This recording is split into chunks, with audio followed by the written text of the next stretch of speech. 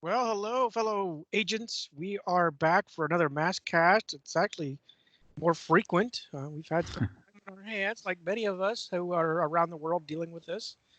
But wanted to welcome you all to our pre-show, which is just us fumbling and saying hey to our fellow listeners, faithful listeners and watchers, Hmm. and hoping everybody's doing well, staying safe, dealing as well as you can with the current pandemic that seems to be worldwide, but we're pushing through it. And while we're pushing through it, we're going to use Rhino's battering ram grill and just Heck yeah. go through. That's right. We'll push through it all right. Use that battering ram grill. Yeah, I hope you guys are doing okay. We're just hanging out. We're getting back in the groove here. A couple more episodes here under our belt as we try to culminate this whole journey. This, gosh, 8 years, I think we've been doing this It's been slowly. a while. I think it was Not 2012 when we went online with the Was it podcast. 2012? I was trying to remember when it was. It Yeah. would be 8 years then, yeah. Yeah, it's been a while. The longest running mask podcast ever created. We I should think even use that as exceeds our old tagline. Matt Tracker, Bill Ferris. Well, yeah, he's been doing the YouTube show for quite a while, but uh just as far as just, audio is concerned and Very podcasting, true. but Very true. You'll yeah. have to, if you can dig in our archives, if you find MASKast 1, which was just really about us, heck, even if you go to Memory Jogger, the podcast over on RD80s, almost hand in hand, what all about Jason and I, but Mhm. you see where we came from with Mask in particular, and we've said it before, is it started out really as the script idea, and it's kind of materialized into us just playing, having a little fun with play by play. It's not sports like our mentor Bobby Day doing left or right across your AM dial, but we're doing our left to right, so to speak, through our 22 minutes of mask. That's Uh, right. what do you Oh, call it? our Homework. our videos are side by side, so you could say we're working left to right essentially. I can't get mine to go side by side anymore. I don't know what I Well, get it to do. the see mine isn't either, but I know the recording is. So yeah, I don't know how to fix that. Well, I can mess around with Yeah, we'll Skype a play with little bit it more. after all this, but Yeah. well, again, welcome you back. It hasn't been too long actually since we recorded, maybe about 3 weeks, if that. So it's Yeah. uh, like I said, we have time on our hands. We can actually do our thing. Yeah, that's right. You got a little bit more time than I do, but I know you're keeping busy too with your radio set up there and getting your equipment out a little, giving it a little air, Well, I give it a have little a air time. yeah, I don't have it sitting here in my computer, but maybe I can do a pseudo. I don't know if anybody can see this on my camera. Of course, it won't flip, but I want it to flip. There it Show up is. very well. Maybe turn off Little, the light yeah, I can see it. Little ad rock trying to do some scratching on the.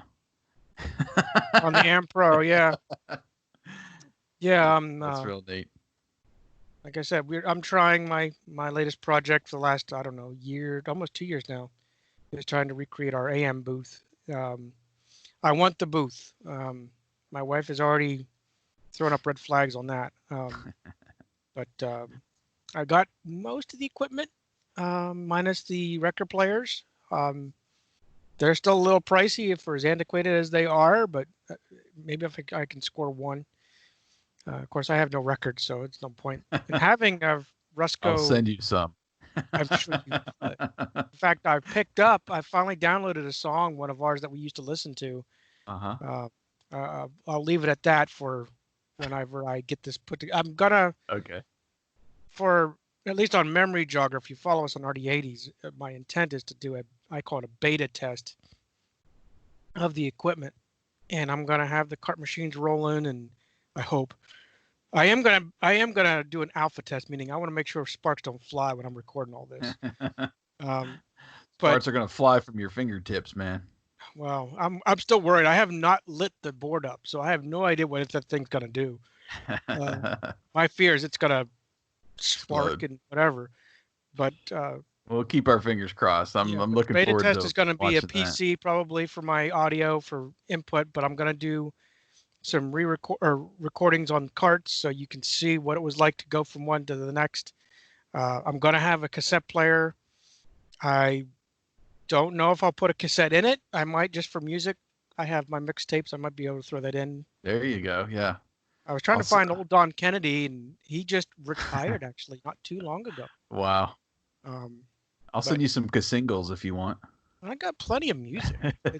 That's not the problem. I was going to try to get it as close to the Yeah. era that we had. Although we were News Talk, I was going to try to do some oldies primarily since uh, I'm finding out that anything 72 and before is exempt from the licensing royalty stuff. Oh, So I really? might be able to get away with some YouTube stuff more. Interesting. Yeah.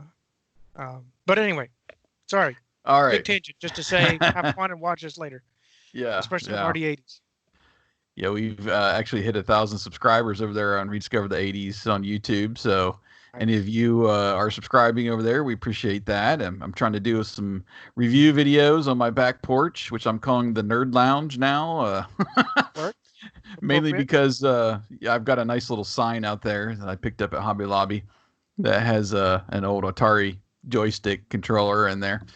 But yeah, I've got a book review actually dropping tomorrow on YouTube and on the Rediscover the 80s site, showcasing a Ghostbusters art book, which is a bunch of fan art that I got a pre-release copy of. I was excited about that. I've got a couple more book reviews to get to you and just doing some fun stuff over there, trying to keep that fresh, give you fresh That's the content. thing we used to do too on Rediscover the 80s. We did the Knight Rider review. We never got into the Airwolf review.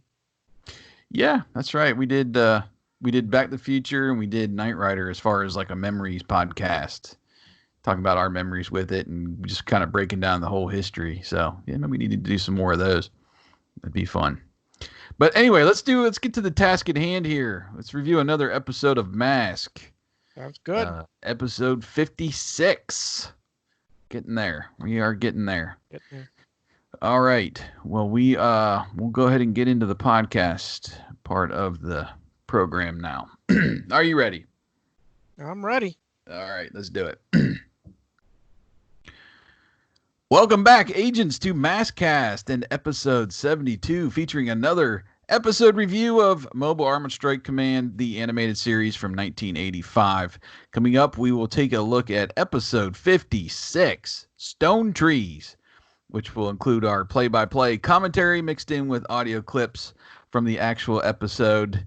And when we reach that dramatic halfway point and the conclusion of the episode, we'll pause for a minute to give our impressions and to ultimately give you our verdict using our, what I like to call our Maskometer 1 to 5 scale rating. Then we'll turn it over to you, the listener, and announce the results of our online poll and also read back your reviews that's posted at agentsofmask.com.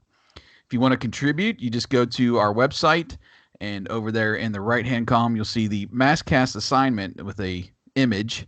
You just click on the image. It takes you right to that post with the embedded video and the poll for you to watch and vote and leave your comment. Stone Trees was originally broadcast on December 16th, 1985 in the United States and follows mask agent Jacques LaFleur, who finds a stone tree inscribed with some strange symbols. Venom later... I don't even like that. Venom later tries to steal the tree, hoping it will lead them to a golden Indian totem pole. I'm Jason, one of your hosts for MASKast, and with me, as always, is my longtime friend and fellow co-host, the bopper to my Wolfman Jack, Wyatt. Are you ready to rock? I'm ready to rock. Man, this is Wolfman Jack coming on coming to you from San Diego. There's been a lot of articles about him lately on. I follow a lot of the AM Mm-hmm. broadcasting, or I love AM radio and some other things on Facebook, and holy cow, there's a lot of faves on him. There was the movie, there was a cartoon about him. He was kind of the predecessor, um, high figure, if you will. Kind of, he was Mhm. not the shock jock that Howard Stern was by any means, but he was out there. He had the character about him. A Yeah. lot of DJs have a character, maybe not so much the modern day ones, but they, that was what they were. They were larger than life. They were the celebrities. They had to make it good on the air. I mean, they were fabulous. A lot of them were characters of their own. Um, Many I've read, not just Wolfman Jack, but many are they were literally extroverts on the mic. The moment they turned it off, they went home. Introverts, they're like, I did all Mhm. my talking. Why do I need to talk anymore? That kind of Right. idea or attitude. But Yeah. I've not watched that cartoon nor the movie, but I know he's the legend. I'll call it. Yeah. One of the legendary disc jockeys. It's when I think of disc jockey, I think of Wolfman Jack. I know there was a lot, maybe Mhm. even before him that preceded him, but he was just like you said, one of those that just became a national name in radio. And I vaguely remember the cartoon, and I was doing some digging. Bopper was actually his little parrot, almost like a mascot during the uh, cartoon series, which was actually played by Frank Welker, the legendary Frank Welker, who was pretty much every animal in Yep. every cartoon series. And of course, Megatron and uh, Fred and Scooby Doo. Lots of, I mean, he's got a whole laundry list of credits. But the interesting thing about Wolf Rock TV, which was the name of the cartoon show, uh, I from what I could tell, it was actually canceled. Like I've never heard of a cartoon being canceled before it Aired. aired its full like 13 episodes. Because you'll see a lot of these short-lived cartoons like our ones that we go through on Rediscovered that are just one season that are 13 episodes. Only 7 episodes aired. Later reran in syndication in 1989 with Kid Video, if you remember that show, Oh which yeah. was kind of a mix between live action and cartoon, and they would sing songs. And the cartoon series, the Wolf Rock TV cartoon series, featured Wolfman, and he hosted a like rock music TV program with three teenagers while playing some like real live action music videos.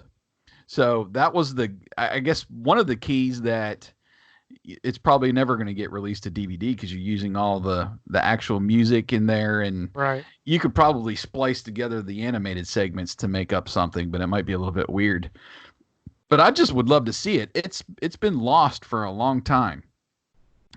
They from everything I can find online, the only thing that's on YouTube, they have a picture up there, and it's a recording from a cassette of Wow. the intro theme song. It's not even the full intro.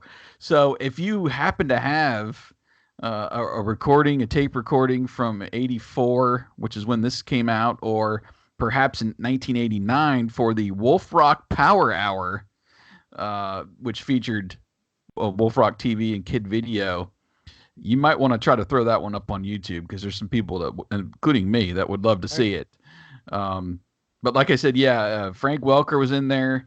Jason Bernard, who most people would know as the judge in the movie Liar Liar, he was one of the voice actors in that. He's sadly passed away. But as of 2020, copies of that series remain lost, and only through a few animation cells that have appeared online and merchandise like coloring books. I've seen a watch. I'm trying to think of some other things related to the TV show. Those are the only things that have surfaced. One other note about it: it was produced by Dick Clark. So that's probably why they were, playing like actual music videos with all Right. his in with American Bandstand and just being in that music world. But yeah, Wolf Rock TV remains kind of a lost cartoon series from the '80s, And like you said, I've gone online and watched some interviews with Wolfman and some of his old recordings, sign offs, and this and that. So, man, it's just like classic radio, and it kind of gets me on the jazz Oh listening to yeah. him, you know. So, yeah, you know, if you're listening to the podcast and you probably heard that horrible cassette recording in the background because that's all I could find on the show. But I really wish that would somehow surface, like I said, even if it's just the segments Right. in between the music videos would be great. So, Wolf Rock TV, we probably will not see seeing Yeah. that. So, that's I'm going really deep on these now, man. You are, like you said, but like I said, Wolfman and they were, you got Casey Kasem, and most of us heard him on the Countdown, but he was a DJ. Right. Well, before, heck, I didn't know this till recently. Pat Sajak, he was a radio DJ, broadcaster just after the war.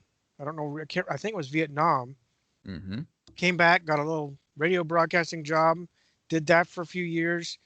I still don't know. I don't recall how he landed Wheel of Fortune, but he landed that, many years ago. And in the process, he bought his own radio station. And I got a chance to go take a little, I call it a sidecar with it, Fun. um, which is hilarious because I felt like I was a kid. I mean, I literally felt like I was a kid because I'm talking there and I'm like, I used to do this and blah, blah, blah, but you don't realize what is triggering in my mind right now that I'm just Yeah. like a kid in the candy store right now. But anyway, That's cool. All right. Well, we'll put Wolfman Jack back in the radio booth there, and keep we'll all get the our. radio in the radio booth. My apologies. I've been on the radio kick lately. All right. Well, let's get our mask on. All right. Well, just a couple of things of note wanted to pass along to you as far as the mask community goes. Available now if you follow Bill Ferris and the Behind the Mask YouTube series over there, and he's done a great job. He's kept that going for longer and did more stuff on Mask and some other stuff outside of Mask that have really surprised me how many episodes he's really put together. But he was able to get a lot of us, I don't know, Mask junkies, maybe, Mask super fans, whatever you want to call it, Mask agents. We got us, I think 6 of us. No, actually, it was No, more there than was that. like 8 or 9, I think. Yeah, 8 or 9 of us together, and we did a Zoom meeting. This was last Friday or last Saturday. Had several people that's involved in several different ways. Podcasters. We've had Mr. Kira Wack was on there that does the comic books. We had the gentleman from Germany whose name escapes me that I believe has done some customs. Mm-hmm. Yeah, what I was and Paul. Yeah, there's a lot of people on there. Just super fans of Mask over the years that we got to get together and just chat and speculate and do almost review the old IDW comic books and everything. We just pretty much talked about everything, the new potential movie, and man, that was a real shot in the arm, at least for me, which I really needed. Coming back into MASKast and trying to stay positive about the whole thing and not just try to hang my hopes on a movie happening and all that and getting discouraged yet again. But it was really great. We had a really great time, didn't we? Oh, it was a real blast. I was a little taken aback, if you want to. I mean, it was an awesome, awesome time. But I mean, there was so much. I mean, I really wanted to just throw out our script almost word for word, as deep as we were getting. Because that was one of our questions. Should we leave it in the past? Should we make another movie? Would you think the what we proposed to be a Fast and the Furious / Mask take on everything? And I'm like, no, I want to do our script. Jason was actually a little bit different, which I was surprised about. But I mean, whatever. It doesn't bother me. It's more of a, man, I still see our vision, that script, getting into someone's hands. And I even joked with the illustrator that did the Mask 85 and 86. I said, hey, maybe you should put ours together. And he's like, no, I'm done. So, Yeah. so Well, and it's not that I don't want to do. I wouldn't love to see our script, all of our no, you're being blood, very sweat, and real tears. about it. But What's that's what. It, currently in the yeah. library, I'll call it, what's being on the plate to be served. That's what you are being real about. I'm Yeah. like, no, I don't. I Uh, never got into the Fast and Furious, but I've only watched like bits and pieces, reruns off of yeah. whatever was on. So I've never sat down and fully enjoyed, or at least taken in the original to see what it was Mhm. about, what it was like, except that it was racing cars and seeing my, it was a 70, but it was still a nice Dodge Charger to be Uh-huh. racing around. Um, but I just think they're going to butcher it. That's Oh, me personally. I think they're going to butcher it no matter what we do. And of course, another mass person would look at our script and say we're butchering it probably. But it's just that whole. I don't think that the love for Mask is in that crew. The Mask no. that we know is in the crew that's lined up that Hasbro is putting into the art pool right now.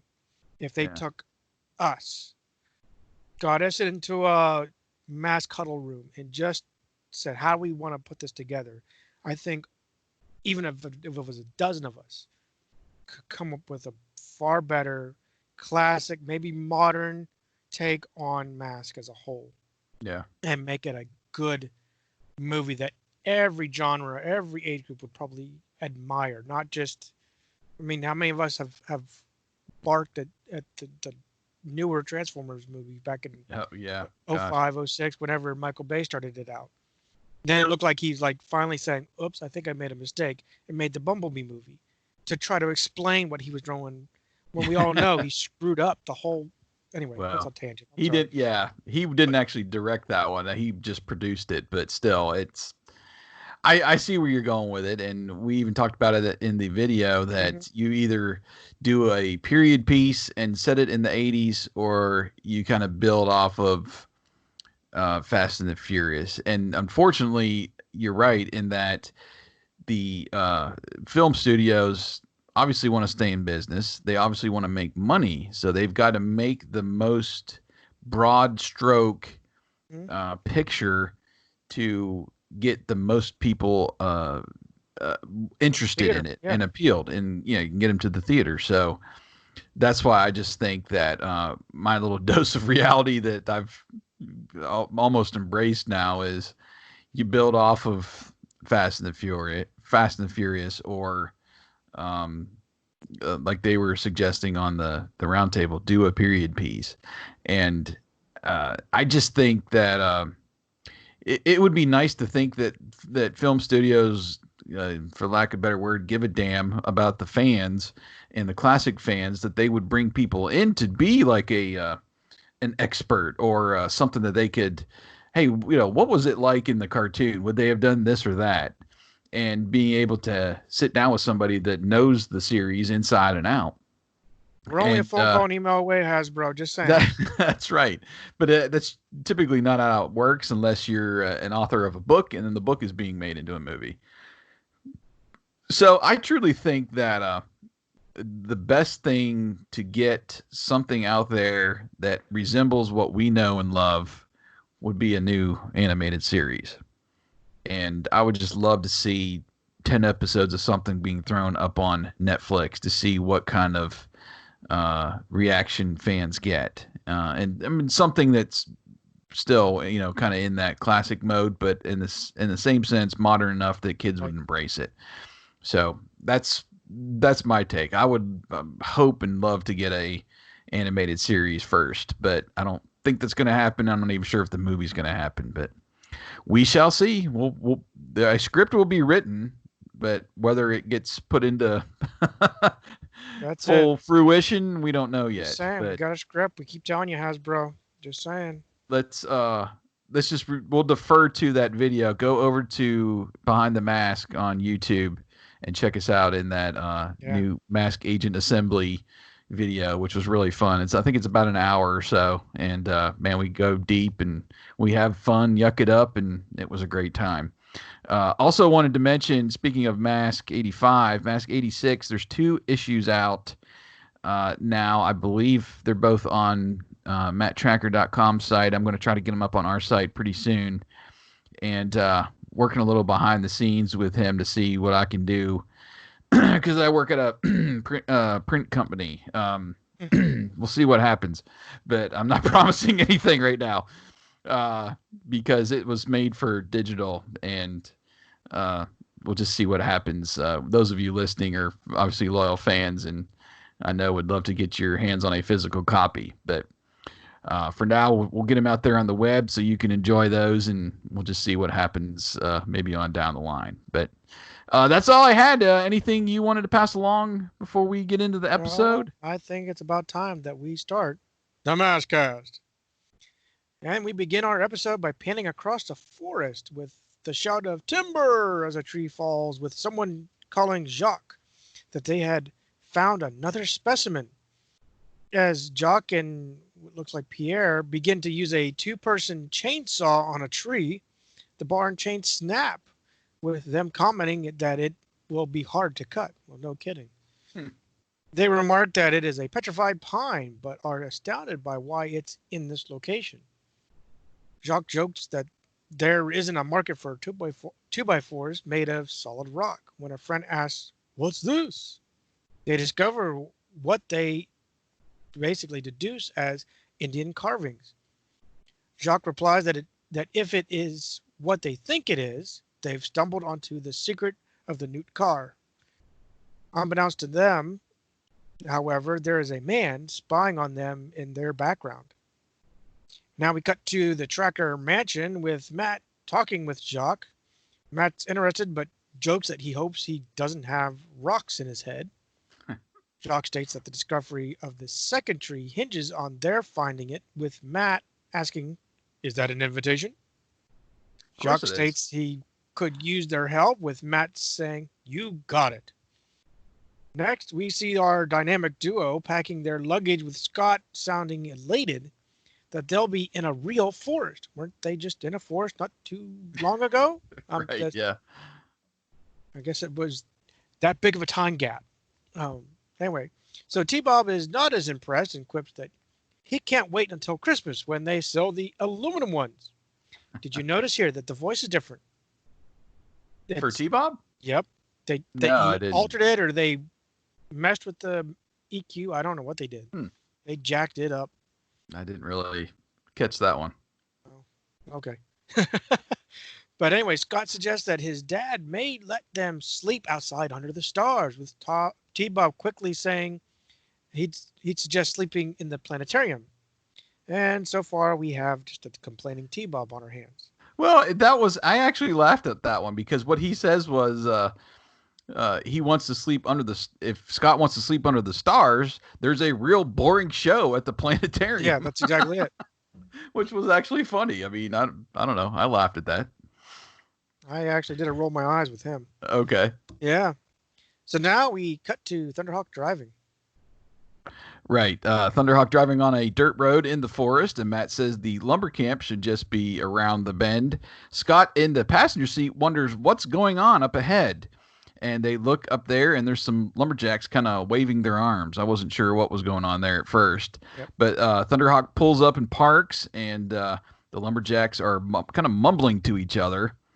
And exiting Thunderhawk, Scott sees that the lumberjacks are actually having a race up 2 trees. So they continue cheering on the contestants there. And as they come back down the tree, Matt says hi to Jacques. And he tells him that was quite a performance, as Jacques says, no one can beat Black Fox. Scott thinks that T-Bob can, though. And T-Bob is like, huh? And he tells T-Bob, it's easy. They wear these spikes on their boots. And Scott, dang it, I just scrolled and I lost my place. He has to borrow the spikes. Trees, he tells them. So T-Bob is like, huh? And he tells T-Bob it's easy. They're wearing spikes on their boots. Scott asks if T-Bob can borrow some, T-Bob says, no way he's wearing spiked heels without a matching handbag. I That's laughed actually at that good. too. I don't know. These are more than puns, so I was laughing. Uh, Black Fox says he has an extra pair and that T-Bob would make a fine lumberjack. So now we get Scott looking up at these really tall trees and asking which one is the tallest. T-Bob then says, well, why can't he just practice on a small tree first now that he's got his spikes on his feet? And Scott tells him, this is the one right here. T-Bob looks up and nearly like falls backwards Yep. trying to look up the thing. He like cuts himself in half there. Um, he says he doesn't feel good about this. Scott tells him to stop worrying. He'll be a smash hit. And of course, T-Bob says that's what he's worried about, falling off the tree. Scott tells him to get going, that he'll time him.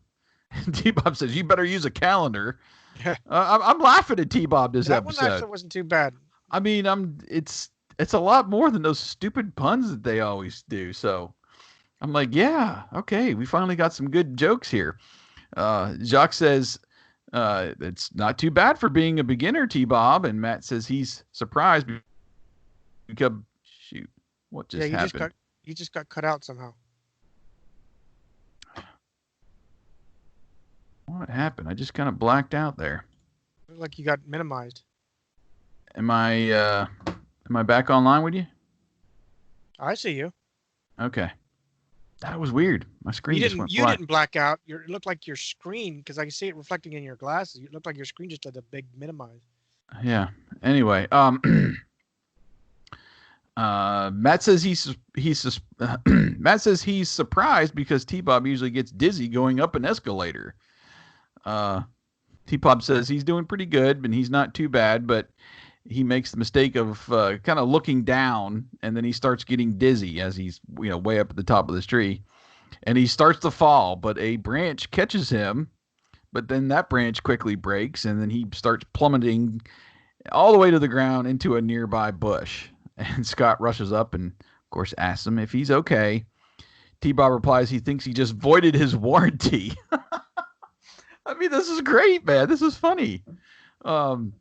Scott says he's glad he's okay as T-Bob offers his spikes back to Jacques.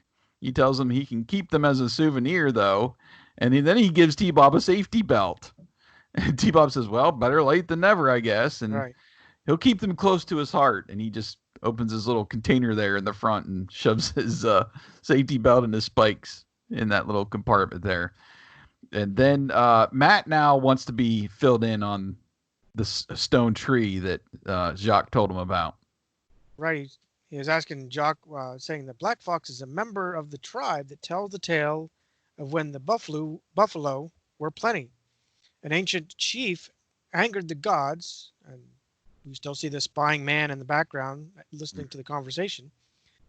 But the ancient chief, to appease the gods, the ancestors carved a mighty totem pole, the color of the sun, with Jacques adding that it is a solid gold totem pole.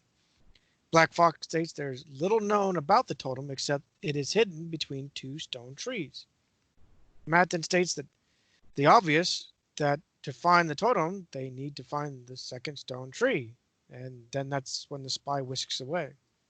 Mm-hmm. We now cut to Thunderhawk on the road. Jacques states that at this next rise is where they'll find the second petrified tree. And it's funny to see all 5 of these people crammed into that Camaro. Yeah. Well, the animation was a little funky to me in this whole episode. And even this shot here where Thunderhawk is down the road, it looked like the front headlight, one of the headlights was blinking. Did you notice that? Yeah, I did. It's like every other frame. I don't know if there was just like 2 frames that they were showing back to back, but one had like a little white spot on the headlight. And it looked like it was going down the road and his headlight was flashing. Yep. It was weird. There was a thump that it's heard with Scott asking, what was that? They look behind and now we see all the trees along the road collapsing onto the road. The trees seem to be collapsing faster with Matt trying to navigate. Well, that was pretty clever. Then a log comes barreling ahead of them with Scott shouting, it's going to hit us. Then Matt shouts, hang on, as he sees a log and a large embankment to the right. he cleverly pulls a Bo Duke and performs the ski mode with Thunderhawk. Actually, that was actually a pretty cool stunt. But I'm I just was sitting here. expecting where's jet mode when this. Right, yeah. That's what I put in the notes. I'm like, take off, man. Just take off in the thing and get up out of the way. I The mean, only thing I can think of is the animation couldn't show how close those trees might have been. And I'm really reaching here, but yeah, we've I got mean it. Thunderhawk, and they're trying to show that it's collapsed on top of it, where he can't take off. So this is where Matt's supposed to be Well, the yeah, but clever they didn't. bow and I loop dude. mean, they didn't. They it was alluded to, but it wasn't said that he couldn't. That Right. would have been great if they would have said, "Oh, I can't convert to jet mode because there's too much debris or something." I don't know. That That would have little been line would have said perfect. everything that you need to say. But Yeah. it confused me too. Like right at the beginning when Jacques says, "Right on the other side of the rise is where they found the petrified tree," and I was like, "Well, wait, weren't we just there? Wasn't it at? I guess the camp is not where the petrified tree was." But anyway, Yeah. I don't know. I was kind of confused there. Anyway, I'll let you keep going after Yeah. ski mode here. But anyway, so they narrowly missing the log. They get righted up with Black Fox stating that the ancient gods must be trying to keep us away. Matt says perhaps, or someone else gave them a helping hand. Mm-hmm. And as they pull up, there is a vast amount of downed trees, with Jacques saying, Jacques LaFleur, the petrified tree is gone, with the other trees being uprooted. Matt states that whoever did this was trying to keep them from getting to the petrified tree. And then this is where Black Fox waves to the men.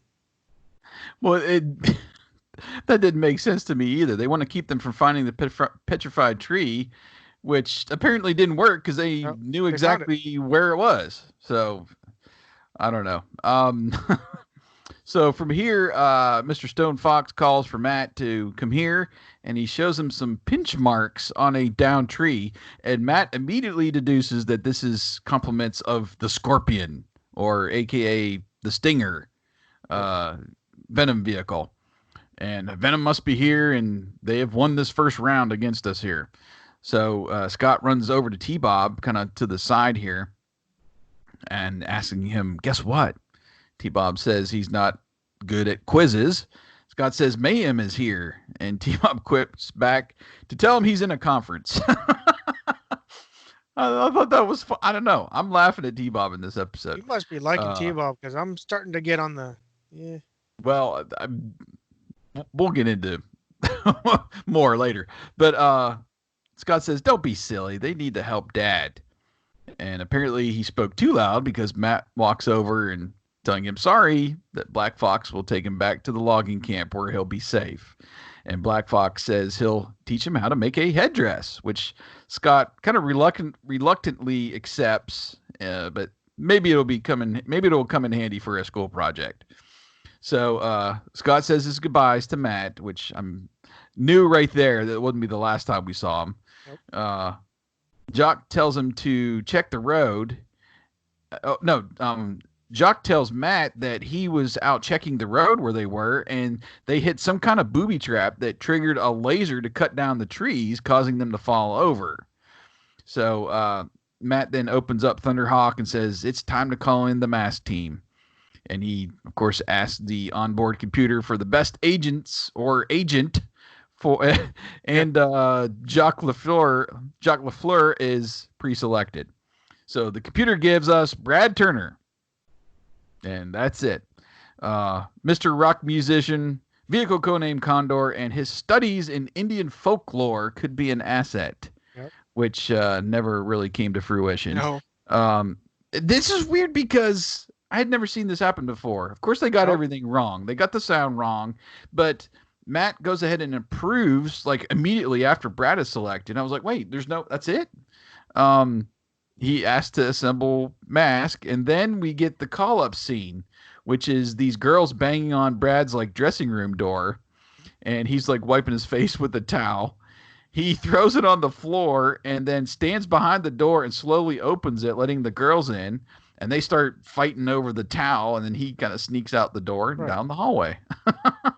I thought that was kind of a fun scene, but it was kind of out of order too. That's usually right after, Right after the the call, yeah. computer calls them up and you get the code scene. And Matt, that's the final thing to get out of that sequence is him approving and tells him to assemble M.A.S.K. But anyway, they I got did that like kind of the backwards. dual screen seeing and actually the little screen up on Thunderhawk's dash doing the simulation. Got Matt and Condor flipping Mm-hmm. through as they're selecting. That I actually like because we don't really see much of the Thunderhawk computer except that it flips up. Then he talks to it, but very rarely do we see something on it. Especially, we never see the call up. What Matt sees while they're calling up. Does he see Right. this, or does it? You just see the computer? It won't be kit lights, but it would be, I don't know, a waveform or something trying to talk. But this is cool. I liked it. Yeah. Little inside stuff there.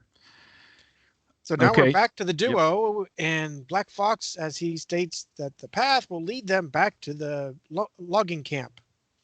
Scott is starting to get hungry. Then they see a bush rustling with a large black bear standing up. T-Bob states that he's hungry too, and they're the main course. Black Fox tells them to take the lower trail while he'll hold it off. I don't know how you hold off a Will black you bear. now? Yeah, that's what I put in my notes. Will you now? The duo run off, which we don't see them go into scooter mode, which would be, I think, faster. Right? Just a Oh my theory. gosh. With Black Fox finally running away, where he then trips over a root and bangs his head onto a tree, which ends up knocking him unconscious. So I guess holding them off, you're like sacrificing yourself as the dinner for the bear. That's how Really? he's holding them off. Exactly. Then the bear looks at Black Fox, and then we cut back to the duo as Scott says that they need to go faster, with T-Bob saying he should have changed his oil. How about changing to scooter mode? Just, Right. just Yes. a thought. Then we're cut right back to the black bear. It roars over Black Fox and then runs off. I guess he stunk too much. I don't know. Then T-Bob says to slow down and rest, but then the bear roars and he says, "Cancel that last order." That one was a little chuckle. Then the bear runs towards them with Scott seeing a place to hide inside a hollow log. As the bear tries to swipe inside, T-Bob says he's not going to shake hands with that paw. Scott says not to worry, he'll give up soon. Instead, the bear picks up the log and begins to shake this thing. As T-Bob says, "You were saying?" And then T-Bob adds that it looks like they'll become the main course. And that's when we fade off into the commercial break. Yeah. Well, Which, the at the end, I mean, they added so many elements to that whole train wreck of a scene, but the bear is now like biting pieces off the log yeah. trying to get to them. And then the last shot is they're like dangerously close to a cliff. Oh, yeah. I'm like, where'd this cliff come from? So, okay. Yeah. It was all the way wrong of a train wreck. Yeah. But Oh, okay. So here we are at halftime. what you Uh, thinking? uh, Should I ask? yeah, I was trying to mislead you there, trying to stay upbeat, but I'd never thought I'd say this in a episode. The best part of the entire first half of the episode was T-Bob's jokes. I mean, actually, some great jokes in the episode. They're not his usual puns. Not his usual puns, but actually jokes that made me laugh. That was the best part. The animation sucked. I mean, it was not on par at all. The shots of Thunderhawk driving through the forest, I mean, it looked like a Matchbox car. It did. And then when they're getting out of Thunderhawk, the doors are like so skinny. And then they're all crammed in there. You know, it was not drawn well for some reason. The handbag joke. I mean, I was literally laughing. I mean, it was great. But it looked like they were meant to laugh at T-Bob about it because Matt's kind of standing there with his mouth hanging open for a couple seconds, but he never laughs. I'm like, move his mouth, let him laugh at the joke. It was funny. It was just so slow building and boring, and that's nothing against like the Native American culture or what they were, attempting to feature in the episode, but I just wasn't entertained by it. Okay, it's just a bunch of guys chopping down trees. All right, and they find a funny looking tree, and random stuff starts happening. I mean, I could see where they're going with the episode too. There's this mystery guy in the woods. Obviously, he's spying on them for Venom, Right. and it just, I don't know, the booby traps and the eavesdropping. I mean, it all, you could tell what was coming up. But I'm like, why is it necessary if Venom already knows about that? They're setting up like booby traps. I mean, it was almost like, okay, so this guy's getting tips. He's going to then go to Venom, and then they're going to try to get on this. But they were already on it by the time M.A.S.K got there, or they wouldn't be setting booby traps. You know what I mean? That's it. So it was kind of unnecessary.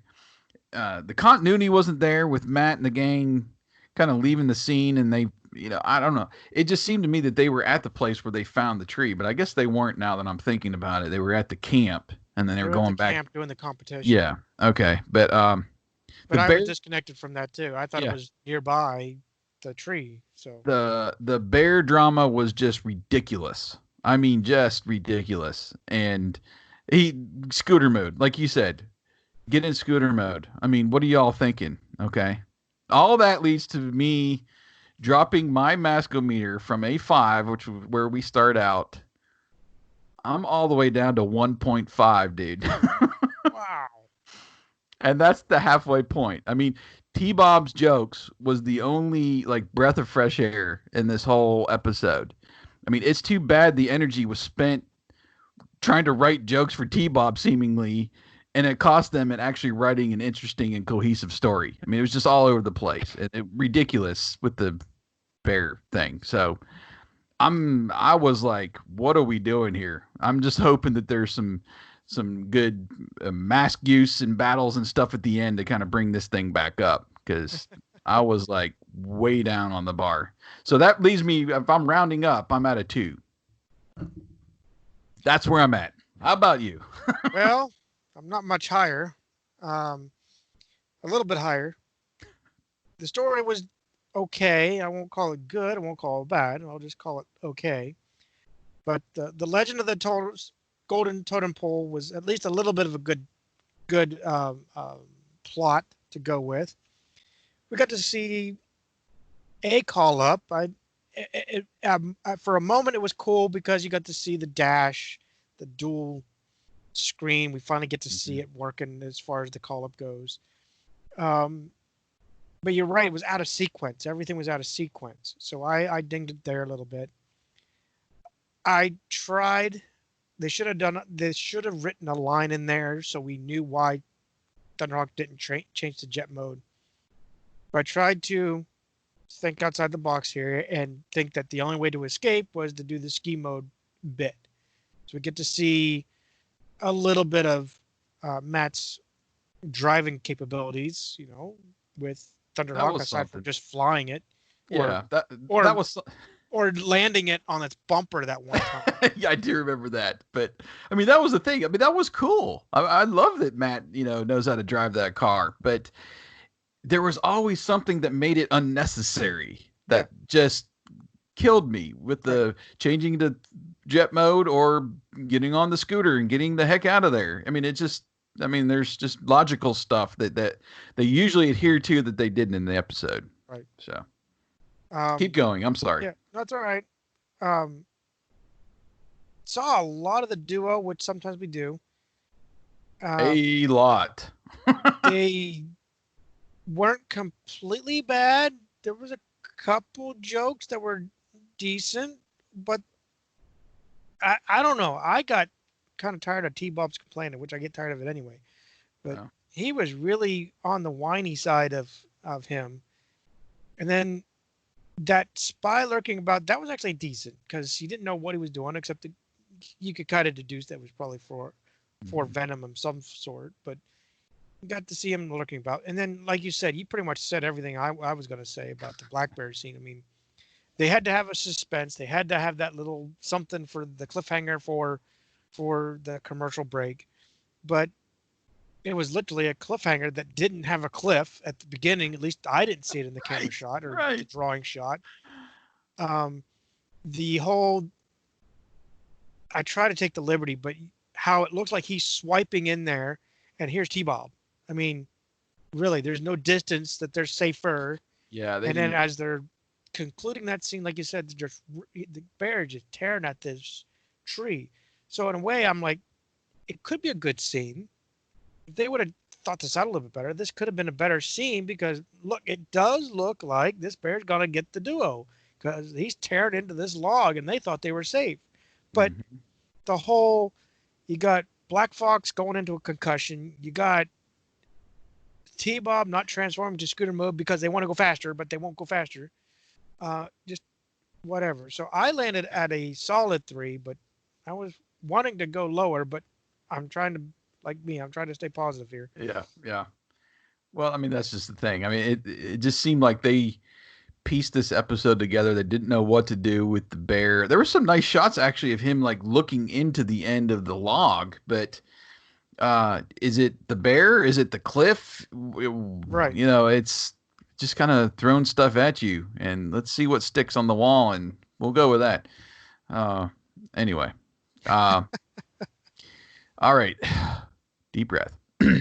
Back to the same scenario here with the bear. Now, well, he's shaking the log, and Scott says they can't go back any further. I'm like, why? Isn't it a hollow log? I thought it was Um, hollow. In fact, it looked hollow on the before the commercial break, right. and now we don't see it hollow anymore. Okay, so T-Bob says they should have checked for an emergency exit before they got in there. The bear looks inside now when it growls, with T-Bob pleading not to eat them, that they are high in saturated fat. That was a funny Uh, one. that was pretty good. The bear then lifts the chewed up log over his head and throws it into the ravine, which we see now is actually a river down there. So at Yep. least they've got some cushion, but it just, they're rolling down the side of the cliff there, and they're swept into the river. Amazingly, this hollow log floats, even with the bear like ripping into it and stuff. But Scott quickly says, "Hey, they're sinking." Well, they climb on top of the log that's still floating, and they just notice a conveniently floating log raft near them. And How convenient. what's equally amazing is they are floating quicker than the raft. Yep. So T-Bob reaches out, grabs it. Scott climbs over T-Bob to get to safety on the raft, and T-Bob lets go of the log and pulls himself on, saying, "What a day it's been." Indeed. Where my complaint here with T-Bob is one, he was barely hanging on. He was complaining about that, like he could barely hang on. Come on, go quickly. But on top of that, where's the go-go gadget arms that he usually has anyway? They could. They He could have really used didn't that to grab stretch. it. I mean, holy cow, dude. Yeah. Just use those and you could grab that really quickly. But anyway, uh that raft thing just I was Nope. like, really? Wow.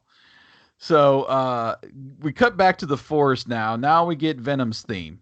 And we see a converted outlaw with the large cannon moving back and forth. We see Scorpion or Stinger, whichever you want to call it. They call it Scorpion, moving a log with its trunk claw there that jets out.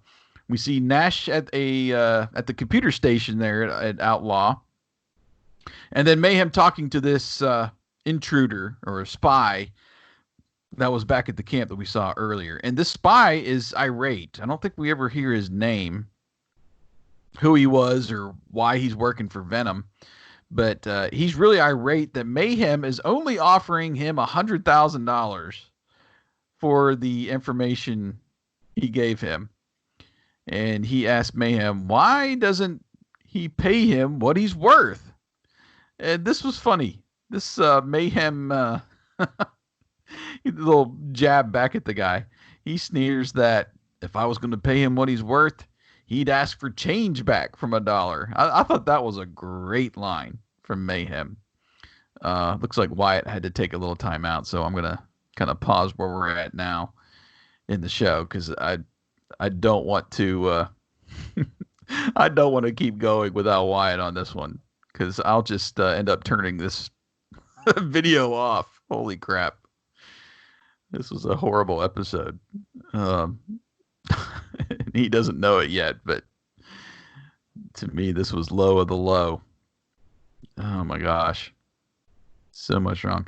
For those of you still watching, as we're waiting on Wyatt to come back, I try to remain positive with the show. It's Mask. I love it. It's my favorite cartoon series of the 80s, and I would never direct anybody away from it.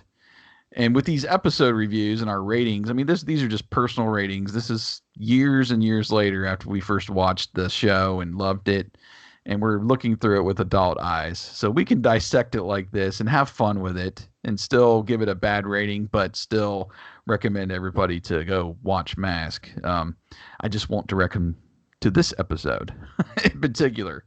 So having said that, I'm going to run this thing through the ringer, but that doesn't mean I don't enjoy Mask in whole over the years and even now. Just it's some of these episodes are obviously better, and it's like that with every cartoon series. You're gonna have the good episodes, you're gonna have the weird kind of out there episodes, and then you're just gonna get ones that look like they were half the writing staff was sick and they're trying to splice together some stuff that they already had rolling and make an episode out of it. And that's what this episode kind of felt like. So we will get into it a little bit more as we continue on here in the second half. But it was a tough one to get through, man. I will not recommend Stone Trees to anybody who's looking to get back into Mask or start watching episodes. It's going to be down on the totem pole. Wow. And there's some great. Everybody loves Brad Turner. He's usually one of the favorite agents that people kind of gravitate towards, and it might be because we all had his toy as a kid. The Condor motorcycle was great. And Volcano's one of the coolest toys in the line. Just the way it transforms, and it was battery operated. I mean, I think it was the only one outside of like that last one, the Laser Command that they made that had batteries in it. Excuse me. It was a really cool toy, and we don't get to see Volcano too much. We've seen it I don't know, enough times to count on one hand in the series so far. So it was nice having it there. Outlaw was the same. We'd seen Outlaw a few times before, but we get to see a full transformation sequence here. We get to see the little pieces and parts of it. Even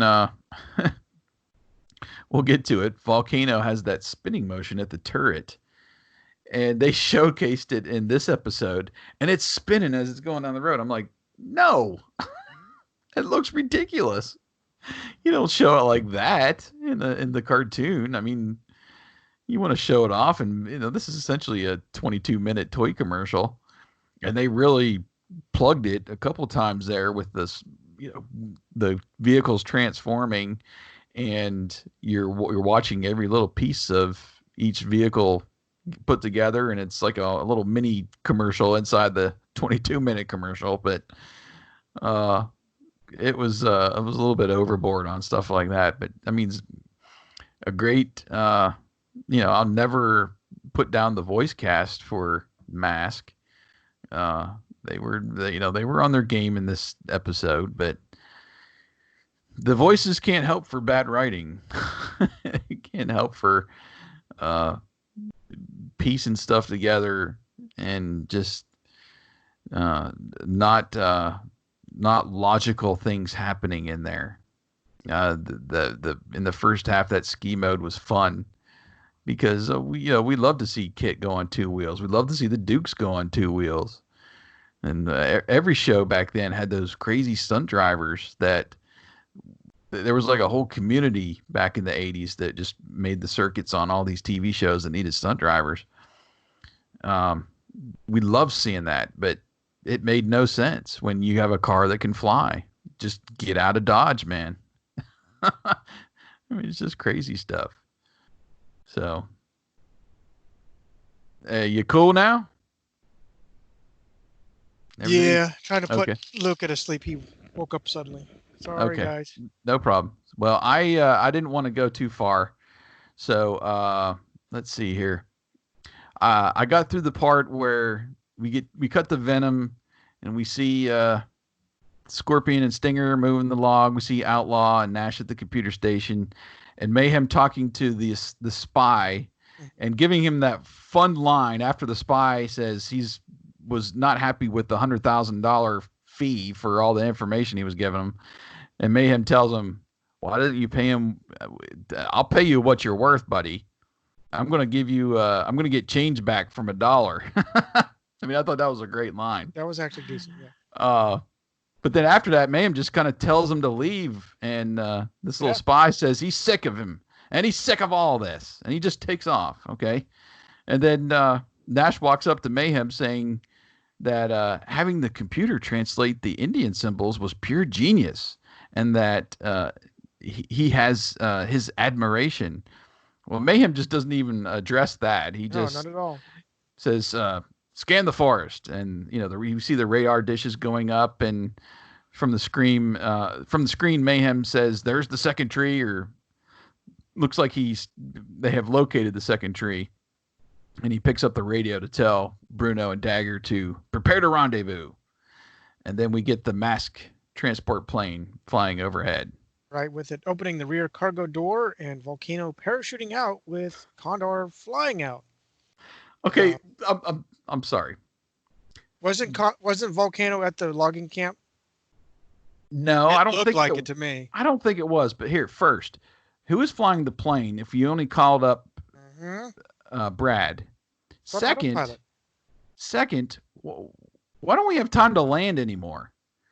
I mean, this is the second episode in a row where we're dropping vehicles from the sky with parachutes, or Firefly did that stupid thing with Bruce where he's flying it into the cliff. Land the thing. I mean, does the transport plane have like a hot date with an F-14 or something? I mean, why can't we land the plane anymore? They're just gonna be dropping stuff out of the sky. Anyway, that bugged me. I'm like, come on, man, just land the thing. That's it. But I thought I saw actually a van. I could have swore it was a Volcano van at the logging camp. But anyway, so Matt meets up with Condor, with Spectrum being taken off of Matt, which was neat. But we didn't hear a command. I didn't expect one, but still. Well, and I was like, how is he communicating? Yeah. Because he usually drops down, you hear the change in his voice that he's communicating with the M.A.S.K to the other people, but now he's spitting out stuff to people. I'm like, how is he communicating? I don't know. Then he was commenting that Spectrum doesn't have the range to cover the forest. Wait. Spectrum actually has limitations now? Wow. Yeah. I didn't think it had any limits. Anyway, so they will need to split up and search separately. Volcano transforms with Matt asking if he's ready. Jacques states, ready to erupt. We cut back to the duo as Scott finds a place where they'll be safe. T-Bob comments finally, dry land, and adding that he knows how Christopher Columbus felt. They soon hear Venom and duck under cover. Scott says to check it out, with T-Bob saying, no way.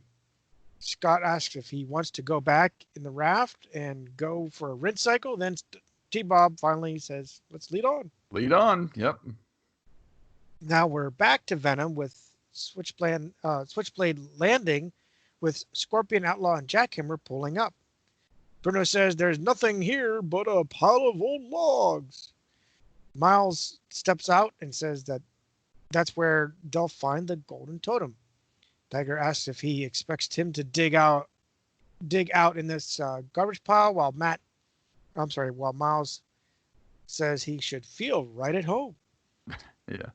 Outlaw transforms, which was a nice animation, rather, with Nash saying, how dare he disobey an order as the man's a tactical genius.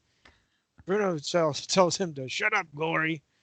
And then Gory turns to tell Miles and tell him, do you believe him? And then he can just continue to ramble on. And finally, even Mayhem says, shut up, Gory, which I thought was actually... I laughed. Yeah, that was funny. And then Scorpion begins removing the logs. I what was he doing? I mean, okay, you're looking. I didn't realize, until late in the episode. Oh, hey, there's just the golden totem pole just laying there amongst this pile of logs. But obviously, he's, I guess, trying to remove them. But and there's certain scenes I just didn't know what he was doing. If he was trying to like weigh the weight of the tree or the log, I was thinking it was going to be It like didn't hidden. really move very well. It was kind of like, okay, why are you doing that? Just move. Apparently, it's not that hard to find this golden totem if it's just in a log pile somewhere. But anyway, so he's picking up the logs with with a stinger or scorpion, as you would want to call it. Scott and T-Bob now looking on, with Scott wanting to contact Matt and requesting T-Bob's radio. And T-Bob spins his head around, opens the radio panel, and Scott calls Matt, with Matt kind of acting surprised and asking him what he's doing. Well, it's Scott. He's doing what he does. He's meddling. Scott tells him they found Venom near the north side of the river. And he tries to tell Matt more, but then he's interrupted, basically, with Matt telling him to get out of there and don't use the radio, which I thought was good. Like, Venom could like intercept their transmission or something. Well, he has before. Yeah, right. And I just thought that was a brief, nice little touch there. Yep. And Matt tells me he's bringing in the team. So Scott says over and out, but then he contemplates if they try sneaking away, Venom might see them. And T-Bob says to call Matt back, but Scott says no, he told him not to. And so he guesses they're up a tree, with Scott telling him, that's it. So we briefly cut back to Thunderhawk, and Spectrum now lowers back onto Matt, telling the team to get into defense mode. And Jacques says, all set, with his Mirage mask lowering on his head. We cut to Brad, who already has his mask, saying he's all set. And then the Outlaw radar dish is now spinning, with Nash running over to Mayhem saying he's picking up Mask. And Mayhem tells him it's time to prepare for a fight. And I was like, please let there be a fight. Really? And then we cut back to Scott and T-Bob. Of course, the whole thing we were talking about. They're now climbing a tree, with Scott riding piggyback on T-Bob as he's using his little spike shoes and his safety belt to get up there. And he tells T-Bob he's glad that he kept the spikes in the safety belt, and he guarantees that he will not fall again. And I was like, what about you, dumbass? You're, you're on the back of them. T-Bob asked why. Did he make some kind of arrangement with Sir Isaac Newton? Well, they finally reach a branch that's like way up high, and they look down on Venom, with Scott kind of admiring the view, how high they were. And then now down below, we see Stinger still moving logs about. Right, with Miles saying to Dagger to wait until they're in range, then they'll attack. Next, next we move to Gory to jam Thunderhawk's control systems. Bruno asks what he's supposed to do with Mayhem, saying he wants him to keep digging. He wants that golden totem pole. We see Thunderhawk flying, then cut to Gory with the Outlaw Control Center. He sends out this jamming beam, with Matt noticing it. I don't know how you notice a jamming beam. I didn't. Yeah, that's what I was like. What? How are you not? How are you? I think he was looking at the screen or whatever on the dash on his. Yeah. I think he was. I don't remember. Wouldn't that kind of jam up everyone? Why is it just jamming Thunderhawk though? That was another question I had. Anyway. At least it wasn't Spaceballs jamming, you know. Sir, we've been jammed. Strawberry or raspberry. Lone Star. All right, don't get me started. Don't get me started. So anyway, then he responds saying that he'll send the missile out, which will follow the jamming beam. As this is happening, Gory seems almost to be narrating again. It even says he needs to turn it off, but it's too late. The missile knocks out the radar antenna, but then Outlaw begins to slowly blow up in different spots, but did not make sense. It would just pop, pop, pop, pop. I thought somebody was firing on him, but like the computer blows up and random parts are just kind of blowing up, and Like, That's it. okay, you just hit a radar dish. What else is anyway? Yep. Which takes Miles and Nash by surprise. Miles states that they're getting close, and he doesn't have the golden totem yet. Next, we're now back at Jackhammer pulling up beneath the duo, with the duo noticing. T-Bob hopes he doesn't see them. Notice that the oh, I did notice that T-Bob's voice was actually off. Like when whoever was recording, doing the voice, it was like they were over here, and they're like, "Oh, I gotta write the script. Oh yeah, here I am." Is how Oh, it really? seemed to me. I didn't notice that part. Yeah, I'm taking a There's break too from much writing. other crap going on. The voice didn't bother me. Right. I need to use my mic again. I've been lazy with this thing. Anyway, so Dagger comes up through the turret and says he's going to set a trap. Few moments, or I'm sorry, few movements with T-Bob worrying that they will be spotted. Then Dagger begins to blast a hole into the ground. Next, we see Dagger saying he needs to camouflage it and the trap will be set. Scott says that they need to do something since Dagger is going to ambush Jacques. Now T-Bob asks what can they do, with Scott saying he's a sitting duck for him. T-Bob is confused and Scott says he'll stop he'll stop him and unlocks T-Bob's safety belt, which sends him falling on top of Dagger.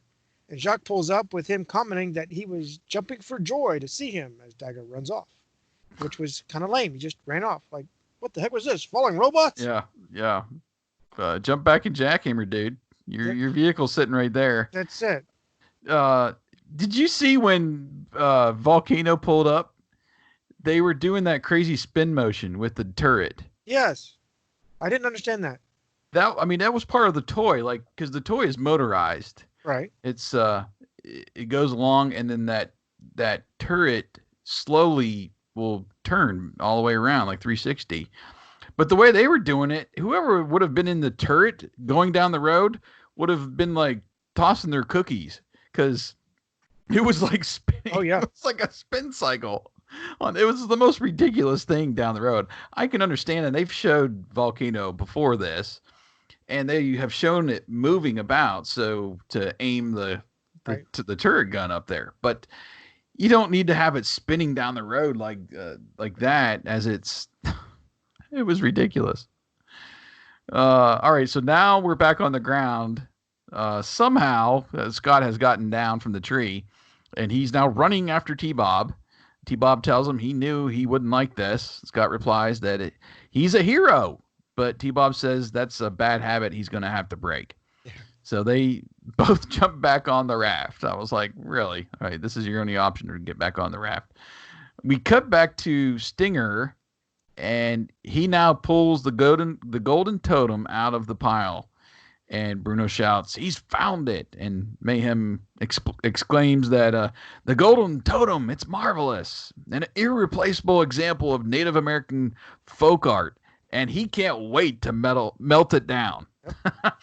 I was like, that's a pretty good line. He wants to check its purity, though, and he's got some little handheld gadget, and he comes up to the thing, and he finds out it's not gold at all. It's amber, which makes it worthless. Just like this episode. Mayhem climbs back in the switchblade, tells them, let's get out of here. Well, Viper lowers on Mayhem, and he flies his switchblade in helicopter mode, kind of straight up. Matt radios to Brad that he spotted Mayhem, and Brad says he'll be right there. But now we get back over to Mayhem, who notices that Thunderhawk is approaching him from the rear. And we look down at the river, and of course, there are the sitting ducks, Scott and T-Bob, right in the middle of the river on the raft. And Mayhem says he'll divert Thunderhawk's attention. So he shoots a missile down on a log pile that's kind of just floating in the river there. And Matt looks down and says it looks like Scott and T-Bob. Of course it is. They're always in harm's way. And this tidal wave of like logs is now bearing down on them. Mm-hmm. And Brad shows up and asks Matt, well, where's Mayhem? And he says, forget him. Let's go save Scott and T-Bob. So down below, we see Black Fox is back from his concussion, and he's down by the riverbank. He throws a rope to Scott and T-Bob, who then pulls them out of the situation they're in with the logs and the river and everything. Brett says that Black Fox caught a prized catch. I was like, how does he know his name? He hadn't met him yet, had he? Yeah, really. Matt responds, it's a catch worth admiring. And Scott says, that was close with Black Fox. Grateful he was able to track them down. So that was a miracle, really. Now, as he's reeling in the rope, it snags a log on the river and pulls him in. I'm like, really? I'm like, how many little dangerous situations are you going to have with just kind of random stuff? Anyway, the logs are now like moving in fast forward by him. Like, I don't know what they were trying to show there, like if it was rapids or something, but it was looking ridiculous. But anyway, Brad swoops in and Black Fox grabs Condor's skid and pulls him out of the river. And then we quickly cut back to the logging camp. Matt and Black Fox and Scott and T-Bob are admiring the golden totem. Scott says it's too bad it's not really gold, but Black Fox says it's worth more than gold to the tribe. It's their heritage, and they will be eternally grateful to them for helping to get that back. Scott then thinks one of the faces on the totem looks like T-Bob. Well, they pan up to it. Of course, it looks nothing like him. Right. I was assuming this was like a ploy to get T-Bob back up the pole, but T-Bob's not going for it. He says he'd climb back up and take a look, but he left his spikes with Dagger. And, of course, that's the most hilarious joke of the whole episode. And we get this zoom out and fade to black. Thank God. Takes and us we get to our PSA, PSA, which yep. has Scott saying that he's done with his mask as he turns around. T-Bob comments about his mask, which is a plastic bag. Scott tells him to take it off. Then he continues to instruct him that plastic bags are not toys. You could suffocate in there. They're making masks, which I imagine for Halloween. And, you know, T-Bob's doing the thing you're not supposed to do, which is put a plastic bag over your head, and he's drawn a face on it. And that's what Scott is screaming about. He's not supposed to use plastic bags. They're not toys. But T-Bob's runs to an armchair with Scott asking if he scared him, to which T-Bob replied that he left him breathless. And we fade out to our... There's so much wrong with that whole PSA. I mean, okay, so robots can breathe now. Of course they can't. I mean, they've give T-Bob human characteristics throughout this whole series. Lots of feelings. He was scared. But the thing I had not noticed before in a PSA is the laughter and doing a joke at the end. I mean, it's usually like a quick. T-Bob will do a pun and then they kind of fade out. They kind of leave it on the level that, hey, this is serious. This is a safety tip. We're not joking around here. But this time, Scott's just breaks out into laughter. Yep. I was like, why are you doing that here? Why? You leave that for the episode. Don't do that in the PSA. I mean, you're supposed to be serious about these, but I don't know why they did it this time. I don't know. That was like one of those things that went about. But anyway, I'm going to ask you, go ahead and you break it down. What did you give your final verdict before I get out my plunger? Yeah, really. I'm not quite plunger there yet, but maybe I'll talk myself down. Okay. So Venom seemed late to appear in this whole cartoon, right? Not saying it was bad, but it seemed late. I think they could have come in sooner at some point. But we got to see Outlaw and kind of see how it works a little bit with the jammer and the scanner device they were using to find the logs, or at least look at them, which kind of defeated the purpose, because then you got Miles coming up to scan it anyway to see if it's gold or amber or whatever. So what was the whole pointing the laser at it? You know, how was the radar dish supposed to detect it? That's what I'm. Well, there was a radar dish for the missiles, but then there was that what looked like a laser beam cannon, but that's what they were using. You had Outlaw taking the claw, and he was scanning it. That's what I finally kind of got from it. Oh, but really? it still didn't. I mean, it never made sense. I mean, a cartoon to 8, 10-year-old, they would care less about what it's doing. Uh-huh. Us as adults looking at it, going, okay, you scan for the totem, but you still have Miles with that little handheld guy that Right. says it's amber. So you just the two didn't match. Um, we got Scorpion there, which we hadn't seen him for quite some time. But he Hmm. was out digging up the totem, so we got to see the little claw thing. Um, we got the like I mentioned before. I thought I saw a volcano van sitting out at the logging camp near the beginning of the episode when they all stroll up to watch them climb the trees. Um, but I mean, it was a tick. I didn't really knock it, but I thought that's what it was there for. We saw a lot of our dynamic duo. Uh, I usually don't. I know they're part of it, and I try not to ding them so much because they're part of the whole cartoon, and they're the comedy relief. As terrible as they are sometimes, they are the comedy relief. But for me, there's a lot of bad jokes. Uh, Their adventure was pretty much the story of the whole yes, episode, they were front the to main back. stars. I'll call it in this one. Yeah, the story that they created that the episode was supposed to be about just was not in the forefront. I mean, it was there for a little while, but then it just seemed like we were following Scott and T Bob the whole episode. Um, Maybe they were funnier when we were kids, but a lot of it was terrible. The wrath was just way too convenient. We already said this. The lack of the gadget arms, at least, to make it quicker or to make it more passable for Scott instead of T Bob complaining about, I'm going to lose my grip and move fast and whatever he said, just didn't seem to jive together like it usually does. I did like the outlaw animation, but I don't, I don't, I don't know. It was, What I alluded to while you're away was there were almost like mini commercials within our oh yeah, 22-minute toy commercial for Outlaw and for Volcano because they took their time to let it transform. I mean, it was a full like 10, 15 seconds, and then you just got a nice shot of it after it was transformed as well, like on display. Like, looky here, kids, go out and get it. that's it. That's what it was. And I'm not complaining because I do like to see how things work and how they take a toy and translate it to animation. Oh And I yeah, think they do a great job of that. And they it did. was good, and that was like the best part of the whole animation in the episode to me was watching them transform. Right. We got to see, like you said, volcano and the turret, but again, it was spitting much faster than we think. So that the motorized guy did. I get that it was probably just showing that it spun, so they didn't know how to make it Right. go slow or fast or whatever. They just made it spin. But still, I mean, like you said, some would be. You put it on display already.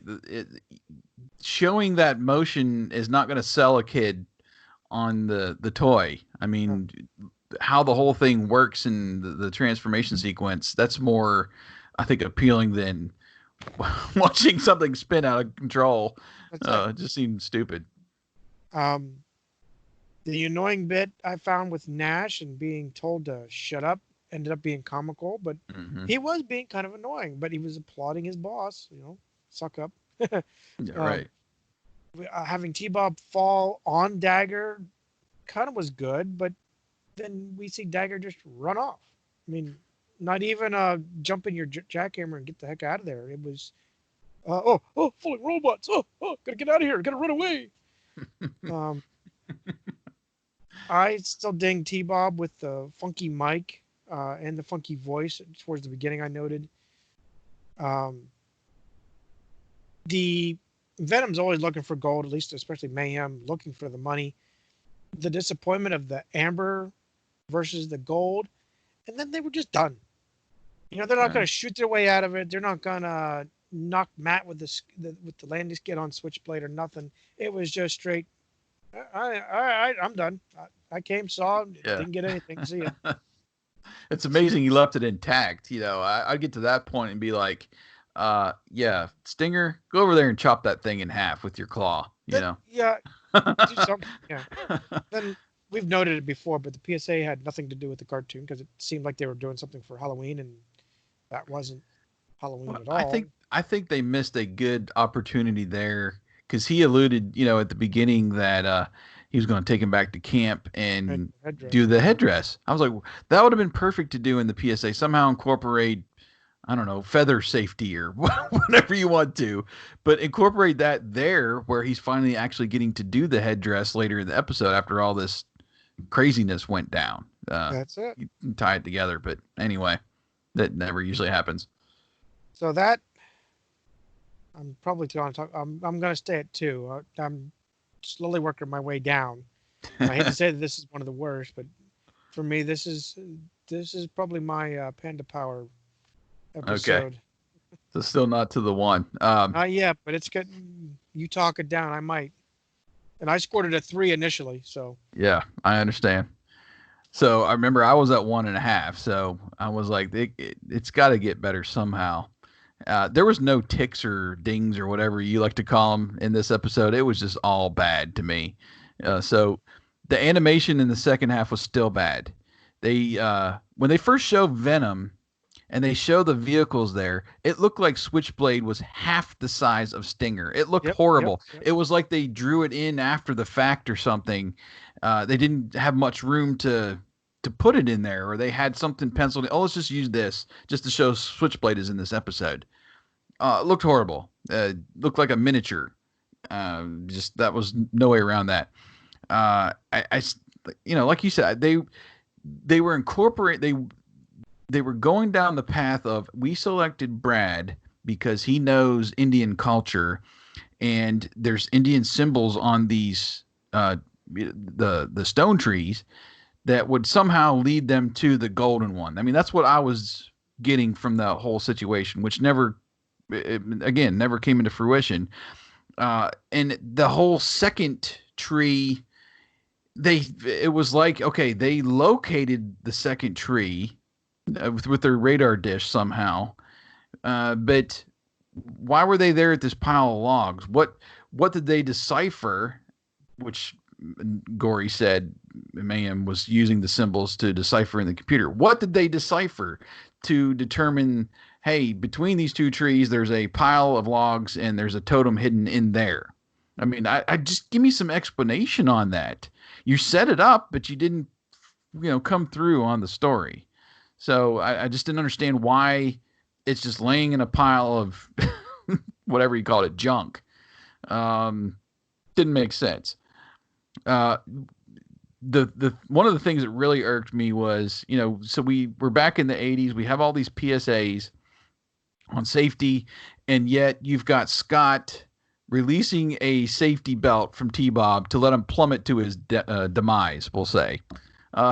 It's T-Bob. I know he runs him through the ringer, and he's always. It's almost like T-Bob's his slave at some points. I just feel bad for him, but I just don't. That doesn't seem like Scott's personality to me to just let him plummet down and hopefully he'll hit Dagger, or else he'll be just exploded on the ground. You know what I mean?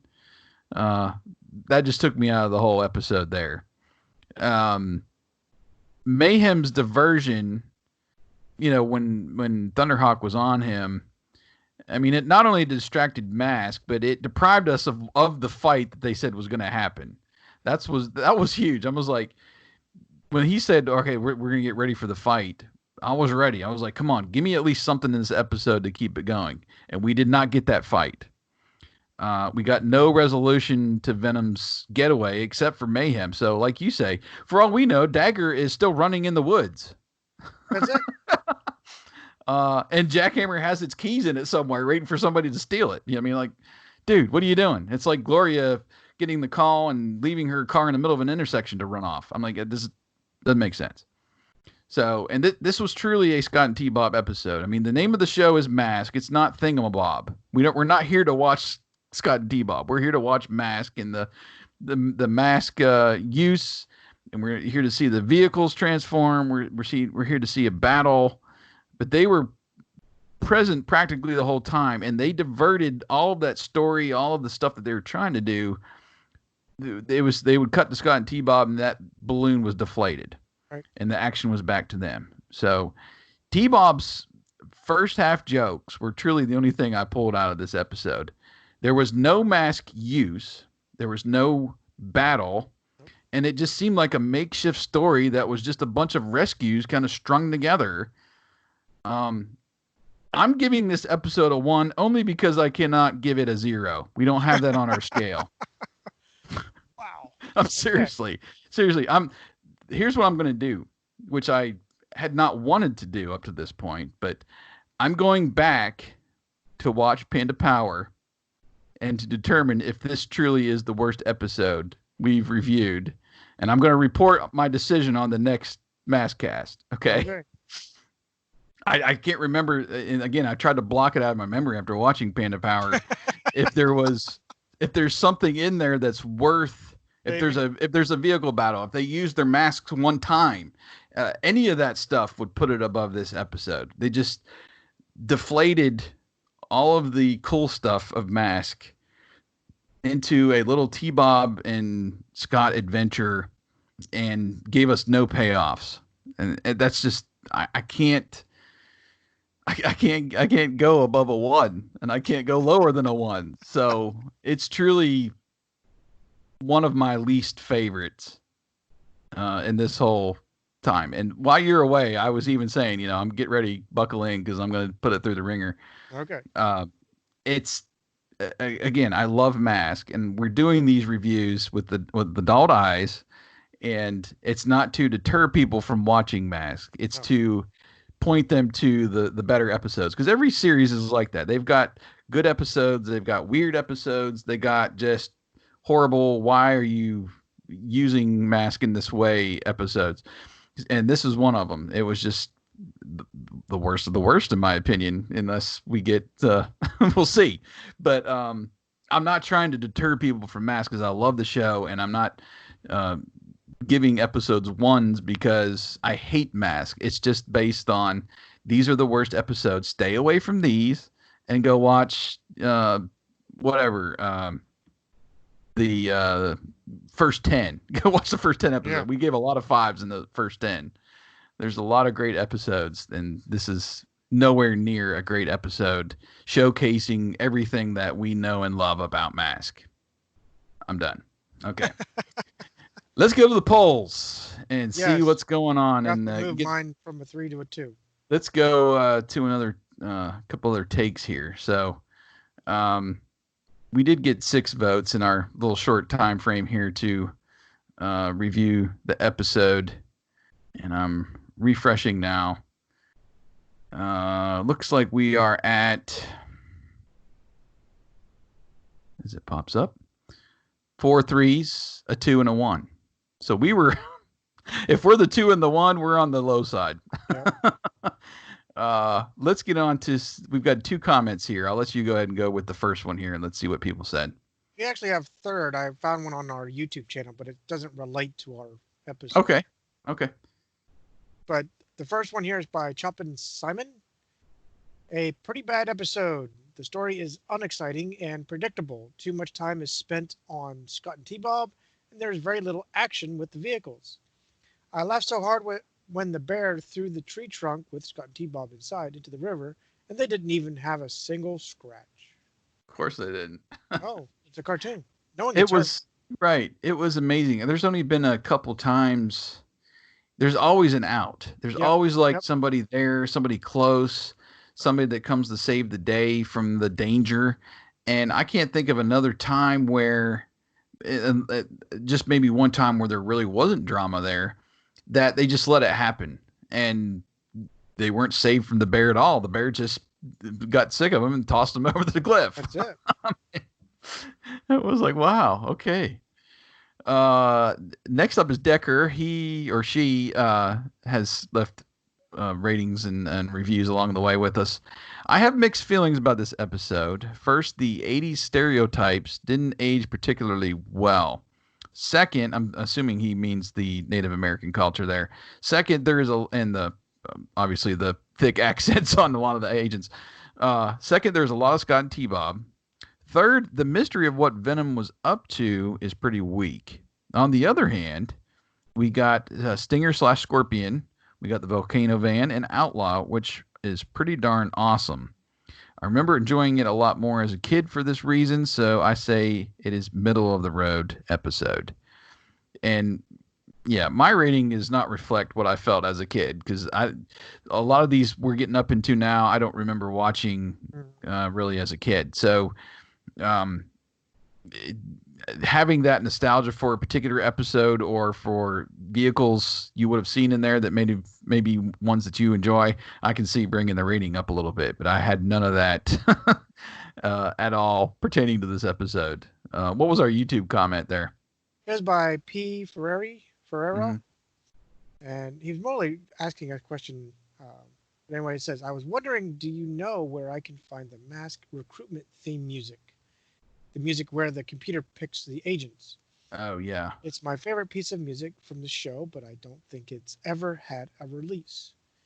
I know Jason pulled the best he could from one of the episodes to try and appeal it yeah. for I our call up that we do, but it's literally a pull up, and I think you even cut it just shy before a word or something is spoke.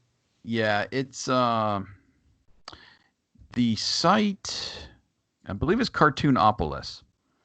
He put together a string of basically a soundtrack, a pseudo soundtrack based on everything and anything that he could pull from the episodes themselves, and kind of piece together. So you hear like sound effects and stuff for a lot of the theme music and stuff. But it allows you to hear kind of the whole song in general, the score of the show, um, and to get an idea of what it would be like to have an original soundtrack. And it's never been released. I've appealed to Mr. Shooky Levy on his website many times to give us a place to buy the soundtrack. I'll gladly pay him more money than which he probably doesn't need at this point for as many themes as he did.